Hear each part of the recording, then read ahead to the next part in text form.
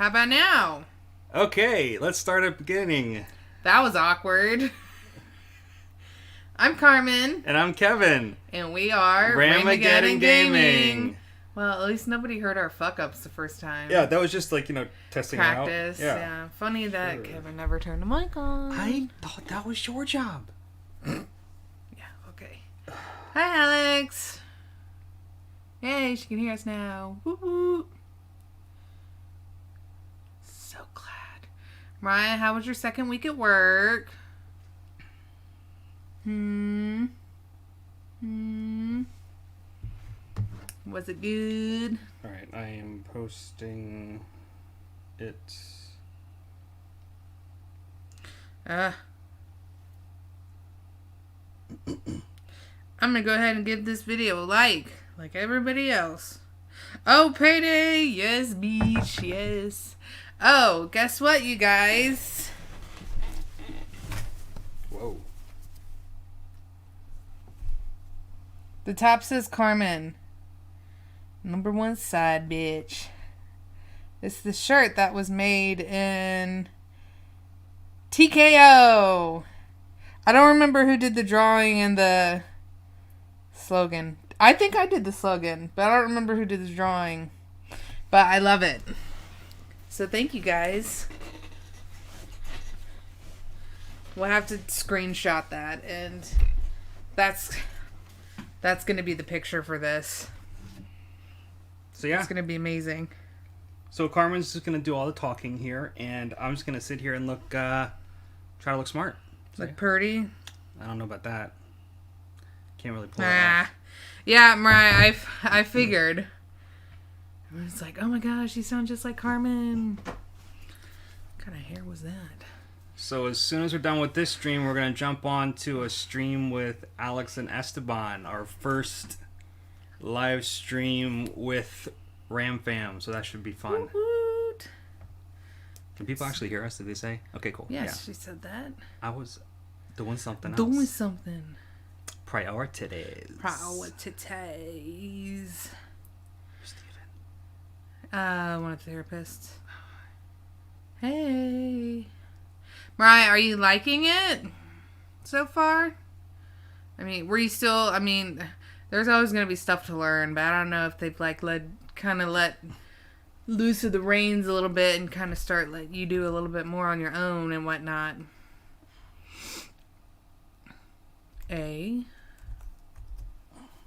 What is that? Ask me anything. Oh. It's good, Mariah. I'm glad you love it. Yeah.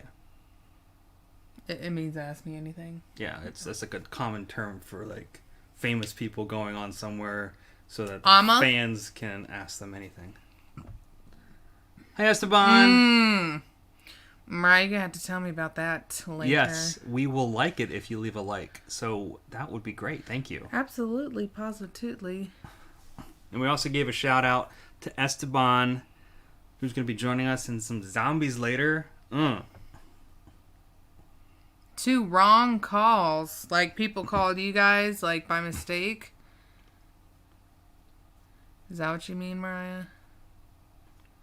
Should we just jump right into it? We can wait another minute and see who else joins. Okay. It's not like this is a face reveal or anything. No. But still, it might just be other stuff. Oh, yeah, like wrong number. Got you. Because originally this was supposed to be like a 1 to 2 minute thing. Yeah, it was all supposed to be pre-recorded, but... Yeah. And then it just kept changing like so many times. Yeah. So, I can go first since I don't have as many problems as you. Sure. I guess. So basically I do suffer from depression. I'm medicated for it. The worst I was when I was diagnosed with depression. I basically knew I was, not because I was in that state of not having really energy to do anything, but it was that mindset of if something were to happen to me, I wouldn't really care. Not that I wanted to do something harmful to myself, but it was just kind of like, yeah, well, if it happens to me, yeah, whatever. I don't care, and you don't really think about how it could affect, friends and family and stuff. So then, I talked to my doctor and then got medicated for it. And then I had another episode, was postpartum depression right after we had Amelia. I was really, really bad for like the first 2 weeks, probably. While I was pregnant with Amelia, I was so sick, I had stopped taking my medication, but because my hormones were so different from the pregnancy, I mentally felt really good besides just feeling and being nauseous and sick all the time. The only thing that really upset me was the fact that I was sick.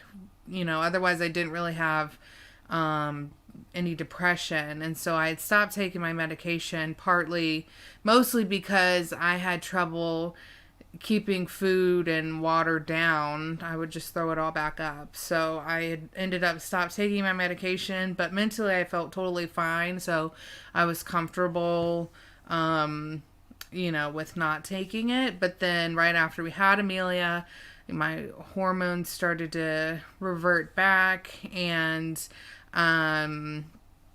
I of course, was a brand new mom at that point, and you have to feed a newborn baby every 3 hours, like on the dot. And I just started breastfeeding, and it is really hard. Like, I don't care, it is really, really tough to breastfeed. I mean, you really have to keep up with it, and especially right there at the beginning.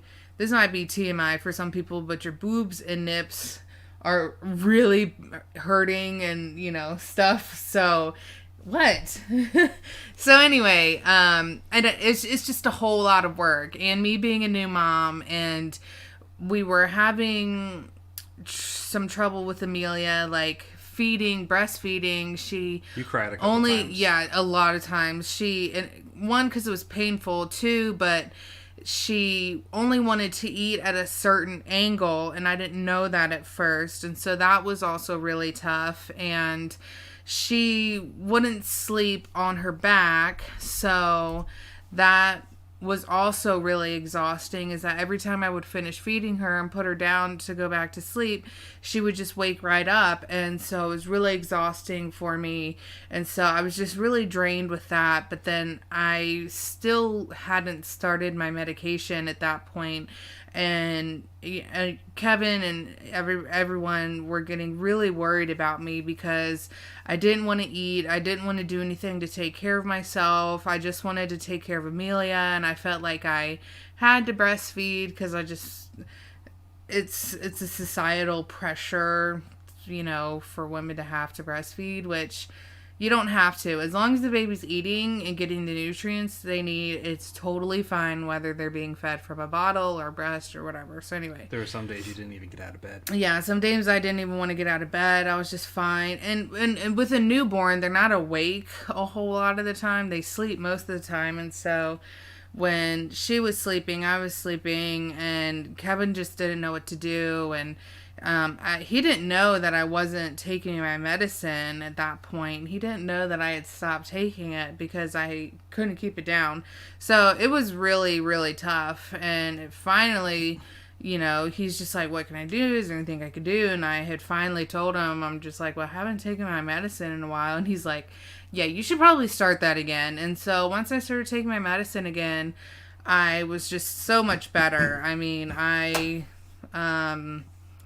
was awake. I didn't want to be a lump on a log, just lying in bed all day. I had energy to do stuff. It was just so much better for me. So those were my worst experiences with depression. And some days I think it does get to me, like I'll have like lower energy and stuff, but most of the time I'm okay. And yeah, I mean, I don't know if there was any event in particular that, like maybe was a trigger for my depression originally, but um, yeah, I mean, postpartum depression was definitely just wild. I mean, because I felt like I had to take care of Amelia and that I couldn't take care of myself, but then I was also depressed, but still wanting to take care of her. And so it was just really um, just different, you know? So I didn't really have those thoughts of if something happened to me, I wouldn't care. It kind of changed, I guess, because of the situation that I felt like I had to be around for her. So, yeah, those were mine. But, now I'm medicated and I feel good. But like I said, some days are still difficult. So I just try to, you know, I guess roll with the punches, I guess, and take it one day at a time. And, and the past year has been hard too during the pandemic, I think, because we've been home and not having been able to do everything that we wanted to do, has made it difficult. Like for example, if someone has depression, but if it helps them to go outside and I don't know, like go to the mall or something and like walk around, then like if that's their way of coping, then it would have been difficult to do that. Not saying that's what it would be for me, because nope. But sometimes just visiting with family and stuff is really helpful for me. But I wasn't really able to do that last year because of the pandemic. But because of technology, we can do video calls and texts and things like that. So that helped. It's not a perfect solution, but it's still a good one. But, I mean, that's pretty much all I have to say at the moment. Kevin has a long list of health problems. I have about a dozen different issues. If you are curious, then you can look in the description. I've listed them all out. But my depression started shortly after I was diagnosed with type 1 diabetes when I was 10. December 19th, 1998. That's a whole ordeal story. If you wanted to hear that, you can ask me some other time. But it was very, very difficult for me to want to continue living. It's not that I wanted to die, it's just that I wanted the pain to stop. And I'm sure that's something that most people with depression can relate to. And then from then on, it was just one more medical problem after another, and it just snowballed. And 2009, I think, was my second hospitalization for suicidal thoughts. And then that's when they finally put me on some type of antipsychotic medication. I think the first two did not work out, but then they put me on a cocktail of three, and I was on that for at least a decade. But maybe less than a decade. I think right before we got married, they took me off of two of them. But anyway, COVID really made it a lot worse for my anxiety, and my panic attacks went from like a 1 to about a 10. Every single time something came up about leaving the house, interacting with something outside the house, talking about anything involving leaving the house, triggered a panic attack. And I couldn't think about anything. I couldn't focus on anything. I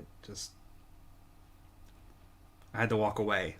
And it was really difficult, still is difficult for Carmen to have to deal with that every time she wants to talk about something, and I'm like, nope, I'm done. Sorry. Just shuts down, and it's hard to have a conversation with someone who doesn't want to have the conversation. I just had a little mini panic attack thinking about it. So after going off of the medication in 2016, what was it? Wednesday night was my first dose of going back on quetiapine, which is generic for Seroquel. It's a bipolar medication which also helps for anxiety, mood stabilization, and sleep. But mostly I did it for the anxiety. So I'm hoping that being back on that will help level me out and not increase the frequency of my panic attacks. But see, even talking about it, like, it gives you panic. My panic attacks are giving me panic attacks. One of the things I didn't list in the list is because it's like a phobia. It's not like an actual medical condition. It's stage fright. So I have trouble talking in front of people, and everyone can see my face right now. And yay, hi. So it's just really, yeah. But trying to hit this head on. Depression. It's been a real bitch my entire life. I'm not sure if all of you know, but I started playing video games when I was 2, maybe 3. My mom says old enough to hold a controller. So yeah, I've been playing games for a long time, but until I got diabetes, it was just a form of entertainment and pleasure, just to have fun, and something I was actually good at. After that, it was a coping mechanism. And ever since then, it's been a coping mechanism anytime I have panic attacks, frustrations. It's a way to escape my pain and the torments of my life. And, I mean, Carmen really helps with that now, but still, video games are a way I can do it without relying on someone else. And so, I love video games because they can help without medication. I don't know what else to say. Back to you. I'm trying to think of some of your worst cases. There's too many. From when I was with you. There was one time when we were engaged, before we had bought our house. We were living in an apartment, and I remember you went off your depression medication because you said you were fine. And that is a really, really tough thing for people to do, to say, who are on depression medication, and then they're like, oh, I feel so good, I think I'm ready to stop taking it. And then they are depressed again. And it's like, well, you were fine because your depression medication was working. So going off of it just probably isn't the best idea. But he had gone off of it. And I remember, there was like this month where he just missed so much work because he didn't even want to play games. He felt so bad. He didn't want to play games. He didn't want to watch TV. He didn't want to do anything. He just wanted to lie in bed, and that was it. And I was so worried about him. And then he finally, got back on his medication and was much better after that. But I think I know he has a lot more worse days than I do. And not even just due to depression, but his anxiety, and his diabetes, the never-ending pain of my headaches that never ever go away. He's got a lot of physical and mental pain he has to deal with. Whereas me, it's more just mental for the most part, besides once a month, ladies. So, yeah, I mean, he's definitely got it a lot harder. And, on a day where, I don't know if there's any day in particular that I've noticed where we're just both in a really depressed mood. But, yes, I do. Trilogy. Oh, yeah. So, yeah, he still uses an essential oil for his headache. That one's Deep Relief.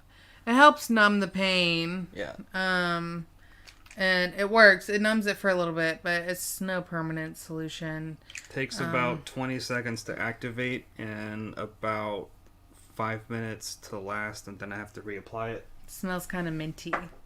But he's gotten a lot of scans and test done and things like that for his headaches, and no one can figure out so far what the cause of it is.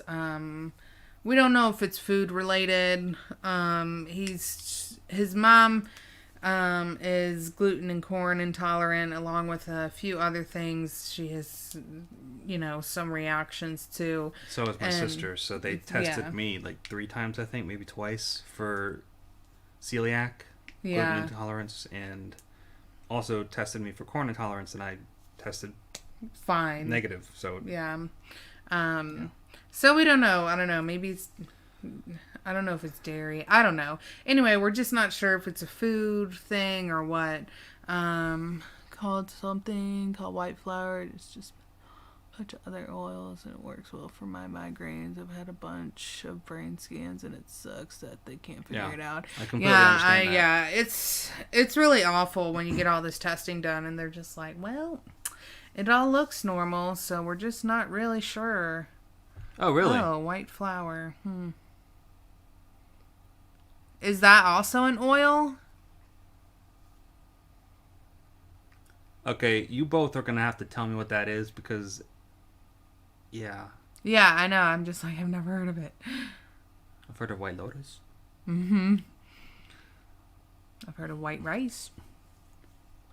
But long story short, we try to focus on the positive and take our mind off of the pain and depression by spending time together, with friends and family and loved ones, and then we watch movies and TV stuff and play games together because that helps us cope.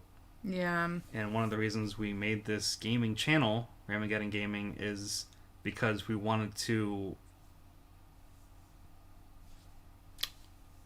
Help with our depression. Sorry, I didn't know what you wanted me to say. I didn't know what to say either, so.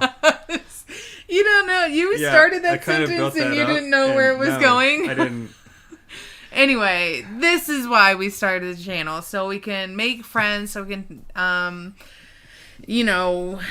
create this family that also understands this kind of thing and can relate to it. Not saying that our own families don't, but it's different when you've known someone, I guess, your whole life, or people that you interact with all the time and have to go through it.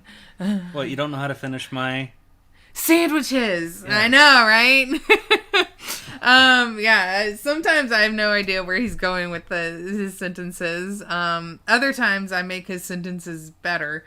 But anyway, we wanted to create this community of people, this family of people who just kind of want to escape the world and escape reality. I know one of my depression triggers is things that are happening in the world, especially just because there's just so much negative stuff on the news, and it's really hard when you do want to make a difference but feel like you can't, or you're just not sure how to do it. It's really hard, and it is depressing, and so I don't know. I could go on a whole rant about that, but I won't. But that's one of my depression triggers is it's just kind of negative things happening out in the world that are really out of my control, but are something that I wish I could make better. So I do try to focus on things that are in my control and things that I can fix. So like, I think for me, one thing that will help, and one thing that I enjoy are doing like projects at home. Like I'll, one day I'm like gonna repaint the cabinets, and like for me that's like really soothing to me, and it's exciting to think about that it's almost gonna look like new and feel new, and I like that. Kevin's just like, whatever, I could care less about it, but for me it's really exciting, and I enjoy that kind of thing. So that's one way that I cope with depression, is trying to find things that I enjoy. Lavender is good. I've used lavender to help me sleep, but I have super vivid dreams, and the world is terrifying. It became even worse for me after I had the baby. Yes. Yeah, same here. After having Amelia, it's just like, you know, yeah, I definitely am just like, I really want to change the world into a better place so that she can grow up in a better world, you know. And it's just really hard when older generations are like, it's fine, we grew up with it, so you should too. And it's like, no, we shouldn't have to grow up the same way you did just because you survived it, like, whatever, you know. So that's definitely one of my triggers. But yeah, after having Amelia, I really have kept up, and I think also partly because I've been home this past year too because of COVID, just keeping up with world events and what's going on in the country and all that, and there's just been so much. I think it'd be hard not to hear about a lot of that stuff, but you know, I just feel like I want to make a difference, and I do want to make a better world for our daughter, and, you know, just teach her to be a good person.